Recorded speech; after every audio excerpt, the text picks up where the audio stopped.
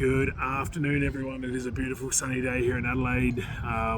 Got some amazing feedback on the videos I've been chucking up about being a drug-free strength athlete, and I wanted to come back and answer a question I had in the comments section last time. Was, did I ever feel pressured by other professional athletes to use PEDs or performance-enhancing drugs, or was it looked upon in a different light that I was a drug-free athlete in that environment? And I thought that was a really interesting question and something I sort of pondered about, and had some really interesting moments in my career about, being a drug-free guy around non-drug-free guys, especially at a professional level.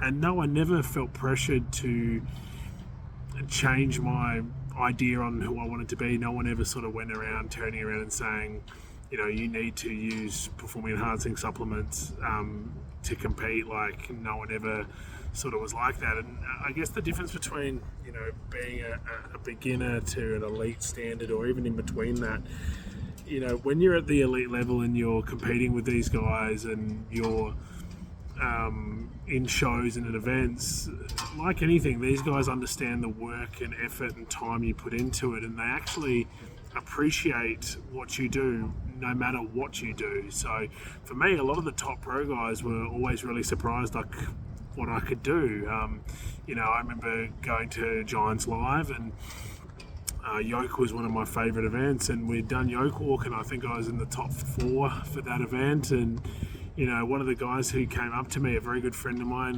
Gerhard van Staden from South Africa, he just stood there after I did my yoke run and looked at me and goes, "How do you do that?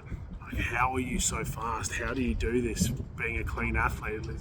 He just was in shock that I could do it. And I took that as a huge compliment that, obviously I didn't win the event, but to be in the top echelons of that event was a huge thrill for me, and show that the hard work and training was paying off. But to have that sort of response from someone I looked up to as an athlete, of such a high standard, South Africa's strongest man, was surprised at what I was doing, even though, on the stage of standards of how good he was well in excess of the strength levels I was.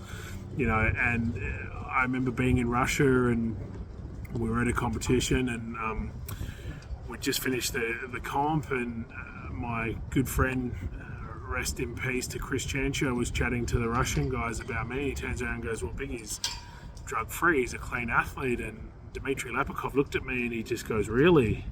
I said, yeah, I am. He goes, "Wow, you're a talent. You're an unbelievable talent." And that to me meant more than any medal and any trophy, that I was respected among my peers.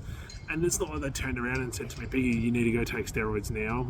They just were impressed with what I was doing. And again, to me, that meant so much more than any trophy, any medal, is that I could go into any competition and be respected by my peers. And I guess in regards to that, none of them ever forced that ideal upon me. Colin Bryce used to call me Mr. Natural, which it was a bit of a thrill and something I found funny, and something, that was a part of who I was. And, so yeah, if you looked at it from the point of view of when I was competing at the pro level, no one ever really forced me or ever like that. They were always just supportive of me doing what I wanted to do, win, lose or draw. They were just really good guys. Again, at that top level as a professional, when you are at that level, everyone understands how hard you train, drug-free or not. We were doing a non-drug tested sport. So, was I disadvantaging myself by not taking him? Probably. But at that level, the guys were not there to discourage each other or down talk. It's like these videos, I'm making these not to judge other people. This is just to try and help other people understand about being a drug-free athlete, what the issues are, how we deal with them, and that you can be a drug-free athlete and get to the highest level, or reach your goals. So, no, always at the top level and always at competitions, guys were ultra respectful, just like I was ultra respectful to them. I got to stand on the stage with Ed Hall, with Mike Jenkins, with Dmitry Klokov, with Lapikov, with some of the greatest names in sport, and I still consider them the greatest athletes, drug-free or not.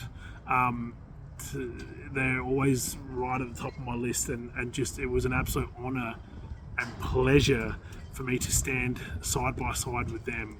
So like I said, these videos aren't being made to judge. These videos are here to help other drug-free athletes and people understand, and also other Australian athletes who are building up through their lives and their careers. So look, I hope this gave a little bit of feedback on what it was like for me as a drug-free athlete at high level competitions and what my peers were like. They were just all amazing. My peers through Giants Lives, my peers through weightlifting competitions overseas, strongman competitions overseas. They were just amazing people, and always so supportive.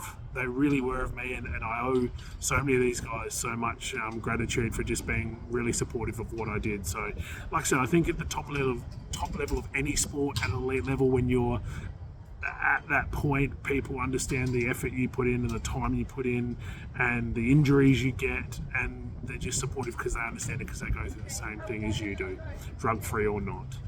Alright guys, hopefully that gives you a bit more of an insight. Looking forward to the next video. Like I said, beautiful day here in Port Adelaide, South Australia. Maybe change locations for the next one. Alright guys, cheers.